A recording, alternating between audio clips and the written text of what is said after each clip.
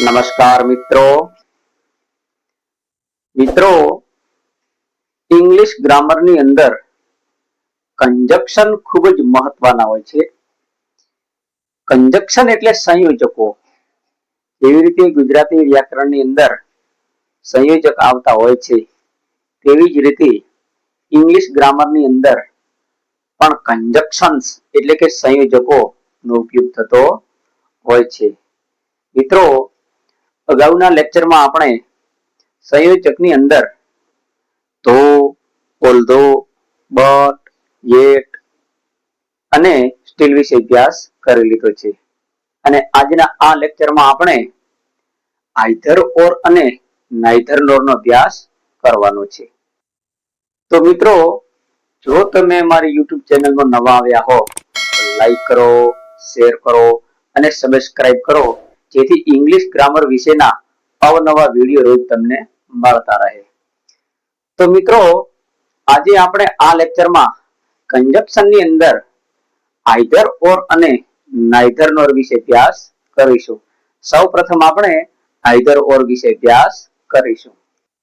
Either ઓર નો અર્થ થાય છે કાં તો અથવા.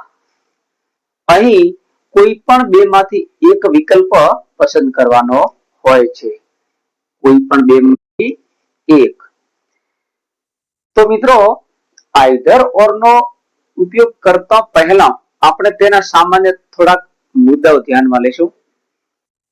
સૌપ્રથમ આઇધર ઓર કંજક્શન છે તે કોઈ પણ બે વિકલ્પને જોડે છે. આઇધર ઓર કંજક્શન ની અંદર કોઈ પણ બે વિકલ્પ આપેલા હોય છે, તે બે વિકલ્પોમાંથી કોઈ પણ એક વિકલ્પ પસંદ કરવાનો હોય છે. એટલે કે બે વિકલ્પને જોડે છે. કોઈ પણ બે વિકલ્પ આપેલા હોય તે બે વિકલ્પને જોડે છે. બીજું છે હકાર અર્થ સૂચવે છે. આઇધર ઓર ના વાક્યમાં હકાર અર્થ સૂચવાય છે. અને ત્રીજું છે આઇધર ઓર એ વાક્યની શરૂઆતમાં કે વાક્યની વચ્ચે વપરાય છે. આઇધર ઓર નો ઉપયોગ વાક્યની શરૂઆતમાં અને વાક્યની વચ્ચે વપરાય છે. તો હવે આપણને પ્રશ્ન થાય કે આઇધર ઓર નો ઉપયોગ વાક્યની શરૂઆતમાં ક્યારે કરવો અને વાક્યની વચ્ચે ક્યારે કરવો? તો જુઓ મિત્રો, અહીં જો વાક્યની શરૂઆતમાં સરખું આવતું હોય ત્યારે આઇધર ઓર નો ઉપયોગ વાક્યની વચ્ચે થાય છે.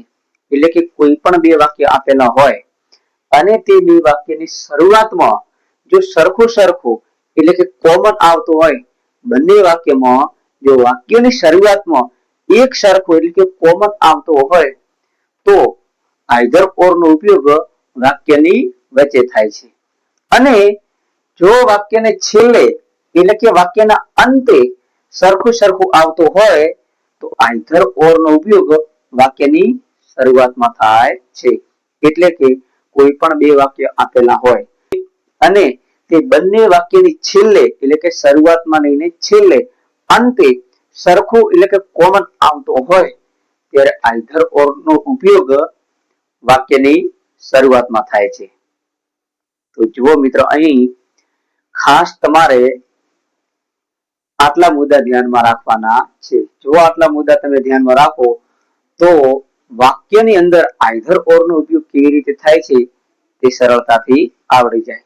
એમાં પ્રથમ છે કે કોઈ પણ બે વિકલ્પને જોડે છે. અહીં આઇધર ઓર ના વાક્યમાં કોઈ પણ બે માંથી એક વિકલ્પ પસંદ કરવાનો હોય છે અને તે હકાર અર્થ સૂચવે છે. શું કહે છે? હકાર અર્થ સૂચવે છે. આઇધર ઓર ના વાક્યો હંમેશા હકાર જ હોય છે. અને આઇધર ઓર નો ઉપયોગ વાક્યની શરૂઆતમાં કે વચ્ચે થાય છે. એટલે કે જો વાક્યની શરૂઆતમાં સરખું એટલે કે કોમન આવતું હોય તો આઇધર ઓર નો ઉપયોગ વાક્યની વચ્ચે થાય છે. અને જો વાક્યને છેલ્લે એટલે કે વાક્યના અંતે સરખું આવતું હોય તો આઇધર ઓર નો ઉપયોગ વાક્યની શરૂઆતમાં થાય છે. તો હવે આપણે તેના થોડા વાક્ય જોઈશું. જો મિત્રો, પ્રથમ વાક્ય છે Radhika is singing a song અને બીજું વાક્ય છે Radhika is singing a poem. તો સૌ પ્રથમ અહીં કોઈ પણ બે વિકલ્પને પસંદ કરે છે.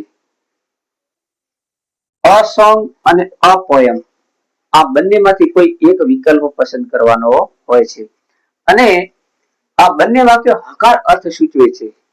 એટલે કે Radhika is singing a song અને Radhika is singing a poem. એટલે કે રાધિકા ગીત ગાઈ રહી છે અને આ વાક્યમાં રાધિકા કવિતા ગાઈ રહી છે. બંને વાક્યો હકાર અર્થ સૂચવે છે.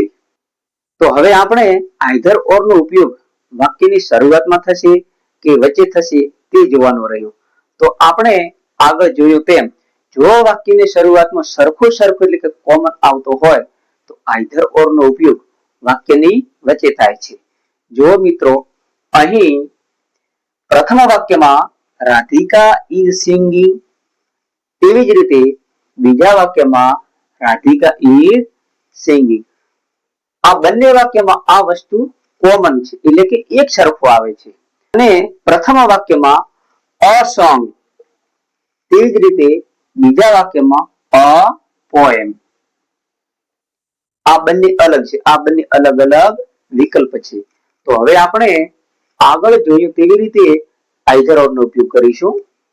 તો હવે આઈધર ઓર નો ઉપયોગ કરતી વખતે આપણે બંને વાક્યમાં જે સરખું છે એટલે કે જે કોમન છે તે સૌ પ્રથમ લખીશું.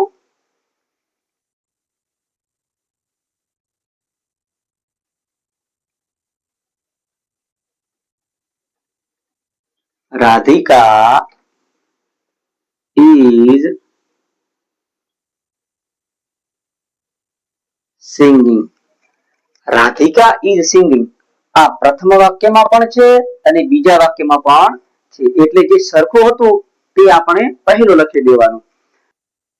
પછી આપણે આઈધર લખવાનું છે. શું લખવાનું છે? આઈધર. એટલે કે Radhika is singing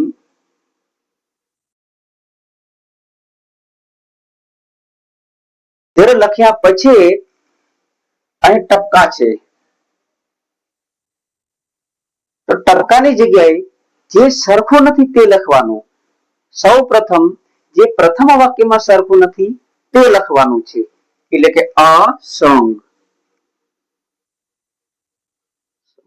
a song લખ્યા પછી એટલે કે પ્રથમ વાક્યમાં જે સરખું નથી તે લખ્યા પછી ઓર લખવાનું છે. શું લખવાનું છે? ઓર. ઓર લખ્યા પછી જે બીજા વાક્યમાં એક સરખું નથી તે લખવાનું એટલે કે અ પોએમ.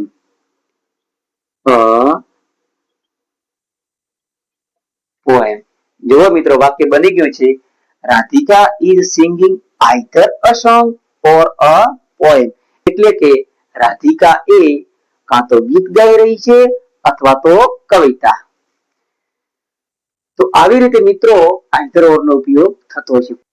કોઈ પણ બે નાના વાક્ય આપેલા હોય અને તે બે વાક્યોને જોડવા માટે જે શબ્દનો ઉપયોગ થાય તેને કંજક્શન કહે છે અને અહીં કંજક્શન ની અંદર આઈધર ઓર નો ઉપયોગ થયો છે. તો હવે આપણે બીજું વાક્ય જોઈશું કે Radhika is singing a song. બીજું વાક્ય છે માધુરી ઇઝ સિંગિંગ અ સોંગ.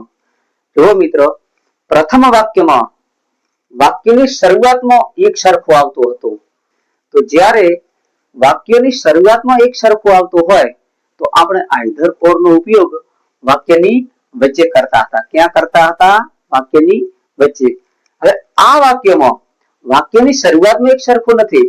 જો પ્રથમ વાક્યમાં છે રાધિકા તો બીજા વાક્યમાં છે માધુરી. તો આ બંને વાક્યોમાં વાક્યની અંતે એટલે કે વાક્યને છેલ્લે એક સરખું આવે છે. જો ઇઝ સિંગિંગ અ સોંગ આ પ્રથમ વાક્યમાં છે અને બીજા વાક્યમાં ઇઝ સિંગિંગ અ સોંગ અને વાક્યની શરૂઆતમાં એક સરખું નથી. અહીં છે રાધિકા તો બીજા વાક્યમાં છે માધુરી. તો હવે આપણે આગળ જોયું તેવી રીતે જો વાક્યને છેલ્લે એટલે કે વાક્યને અંતે એક સરખું આવતો હોય તો આઈધર ઓર નો ઉપયોગ વાક્યની શરૂઆતમાં થાય છે.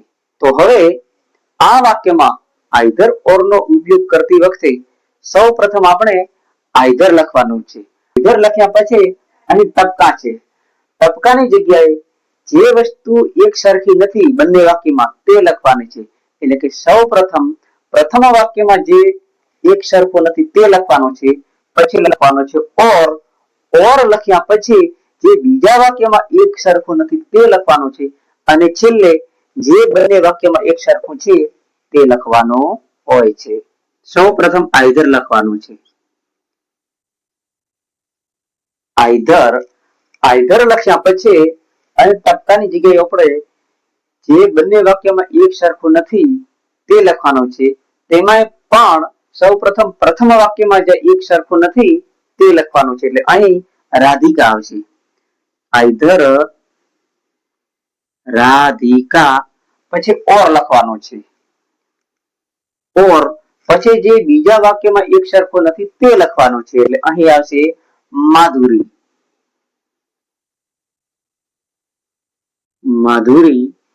પછી જે બંને વાક્યમાં એક સરખું એટલે કે કોમન આવે છે તે લખવાનું છે.